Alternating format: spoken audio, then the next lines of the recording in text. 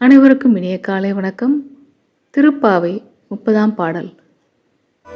வங்க கடல் கடைந்த மாதவனை கேசவனை திங்கள் திருமுகத்து சேயிழையர் சென்றிறைஞ்சி அங்கப்பறை கொண்ட ஆற்றை அணி புதுவை பைங்கமல கண் தெரியல் பட்டற்பிரான் கோதை சொன்ன சங்கத்தமிழ் மாலை 30 தப்பாமே இங்கே இப்பரிசூரை பார் 2 மால்வரை தோள் செங்கண் திருமுகத்து செல்வ திருமா